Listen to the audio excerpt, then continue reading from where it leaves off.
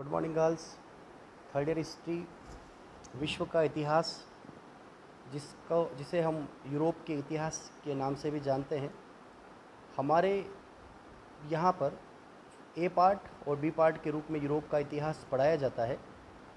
First paper जो है वो रोमन्स साम्राज्य से लेकर के पुनर्जागरण तक का रहता है।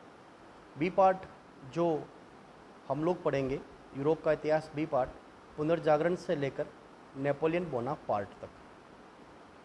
यूरोप के इतिहास में 1453 से पहले जो परिवर्तन था कि 5वीं शताब्दी से लेकर 11वीं शताब्दी तक पूरा यूरोप महाद्वीप जो था वह रोम अर्थात वर्तमान इटली के नियंत्रण में था, जिसे रोम के अंतर्गत होने की वजह से हम उसे रोमन्स साम्राज्य कहा करते थे। परंतु वो धर्म आधारित साम्राज्य था जो ईसाई धर्म शासकों के नियंत्रण में था।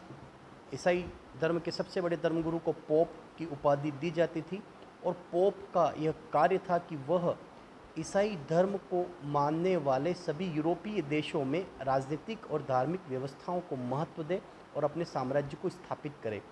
तो रोमन्स साम्राज्य का लगभग 700 वर्षों तक यूरोप के प्रारंभिक इतिहास में नियंत्रण रहा। परंतु उसका प्रभाव क्या रहा? प्रभाव ये रहा कि धर्म आधारित साम्राज्य होने की वजह से यूरोप में अराजकताएं फैल चुकी थी, जिसे हम राजनीतिक अराजकता के नाम से जानते हैं। राज्य और राजा की शासन व्यवस्थाएं जो थी वो धर्म आधारित थी, और हम जानते हैं कि धर्म आधारित व्यवस्थाएं जो थी वे धर्म ग्रंथों के नियंत्रण में थी, और धर्म ग्रंथों की व्याख्या का कार्य धर्मगुरु अर्थात पोप के द्वारा नियुक्त किए गए धार्मिक अधिकारी किया करते थे। वे अपनी इच्छाओं के अनुरूप उस शासन को स्थापित किया करते थे, जिसका प्रभाव ये पड़ा कि यूरोप में कला, साहित्य, सभ्यता, विज्ञान आदि और व्यावसायिक वर्ग ये सभी धर्म के नियंत्रण में थे, जिससे कि यूरोप में एक नए युग का प्रारंभ नहीं हो रहा था। रोमन्स साम्राज्य पुरानी व्यवस्थाओं को बदलने के पक्ष में नहीं था, और उसी के समकालीन समय में विश्व इतिहास में जो एक महत्वपूर्ण घटना घटी, जिस घटना ने पूरे यूरोप महाद्वीप के साथ पूरे विश्व को प्रभावित किया, वह घटना थी धर्म युद्ध, जिसे हम यूरोप के इतिहास में क्रूसेड के नाम से जानते हैं। उस धर्म युद्ध का प्रभाव ये रहा कि वहाँ से यूरोप महाद्वीप में एक नए युग का प्रारंभ हुआ।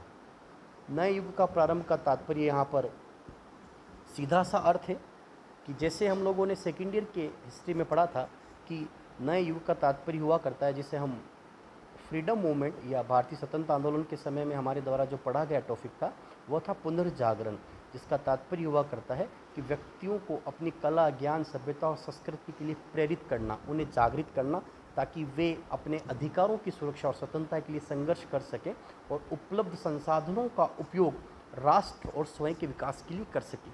परंतु यूरोप में यह स्थिति नहीं थी। उसका कारण था धर्म आधारित व्यवस्थाएं या धर्म का सभी स्थितियों पर नियंत्रण। पुनर्जागरण क्या था? अगर हम यूरोप के इतिहास के दृष्टिकोण से देखते हैं तो यूरोप में प्रचलित जो व्यवस्थाएं थी वे ईसाई धर्म आधारित थी। ईसाई धर्मगुरुओं ने अपनी इच्छाओं के अनुरूप रोमन साम्राज्य को स्थापित किया, परंतु क्रूसेड जो एक नया शब्द है जो हमें यह दर्शाता है कि धर्म पर आधारित युद्ध ने यूरोप महाद्वीप में प्रचलित व्यवस्थाओं को किस तरीके से बदला। जैसे पुनर्जागरण शब्द रेनेसा से बना है, जिसका तात्पर्य होता है फिर से जागना, नया जन्म या पुनर्जन्म।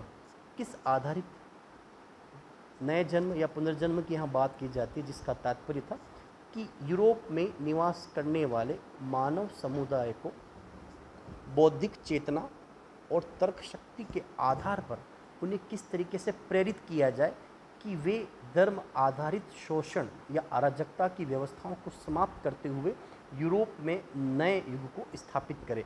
धर्म युद्ध शुरुआत थी जिसने यूरोप महाद्वीप में पुनर्जागरण को प्रारंभ किया, परंतु उसके साथ उसने पूरे विश्व को भी प्रभावित किया, क्योंकि धर्म युद्धों की वजह से ही यूरोप में ईसाई धर्म को मानने वाले तुर्क और मंगोलों ने नवीन व्यवस्थाओं को स्थापित किया। और हम जानते हैं कि पूरे विश्व में जो 3 चीज़ें थी, प्रारंभिक 3 जिन्हें हम वस्तुएं भी कह सकते हैं, उनका प्रभाव क्या था? जैसे मंगोल एशिया महाद्वीप के थे। मंगोलों के पास 3 ऐसी वस्तुएं थी जिन्होंने पूरे विश्व के इतिहास को प्रभावित किया: कंपास, कागज़ और बारूद।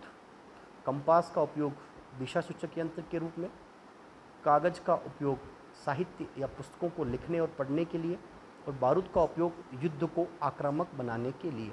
तो सर्वप्रथम मंगोल शासकों ने कागज़, कंपास और बारूद का उपयोग किया। उसके बाद ये वस्तुएं तुर्कों के पास आई और तुर्क शासकों ने उन्हीं कंपास, कागज़ और बारूद का उपयोग करते हुए एशिया में स्वयं को शक्तिशाली शासकों के रूप में स्थापित किया।